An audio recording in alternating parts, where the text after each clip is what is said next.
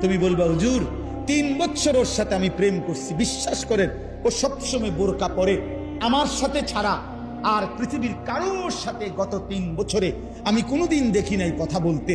না না যুবক, তোমার লগে যদি কোনো মেয়ে বোরকা পরে কিন্তু বিবাহ বহির্ভূত কথা বলে, সম্পর্ক করে, প্রেম নামে হারাম সম্পর্ক করে, এবেডি যদি মনে রাখো কম বোরকা না বা যদি কম্বলও গাও দেয়, বলে লেপ তুষক গাও দেয় এবেডি, হ্যাঁ খোদার কসম, এরপরও যদি বিবাহ বহির্ভূত লেফ পরার তুষক গাও দেওয়া আর বোরকা পরাও কোনো মেয়ে যদি কোনো ছেলের সাথে সম্পর্ক রাখে, হারাম সম্পর্ক, ওই মেয়ে দুশ্চরিত্র, ব্যভিচারী, লম্পট, চরিত্রহীন নারী। এটাই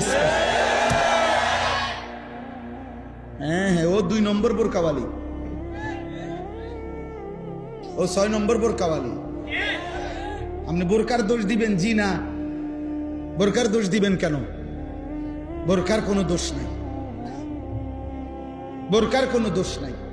তুমি হারাম জায়গায় ব্যবহার করছো কেন? অতএব এই মহিলা তোমার সাথে কথা বললে সেটা জায়েজ। হ্যাঁ, তুমি কিতা জোনায়েদ বাগদাদির স্বাস্থ্য ভাই তো কিতা, তুমি বাইজিদ বুস্তামির জ্যাঠতো ভাই, তাইলে কোনো বেহায়া মেয়ে তোমার সাথে কথা বললে এটা গুনাহ নাই, অন্যের লোকে কথা বললে তুমি এটা কি শোনা?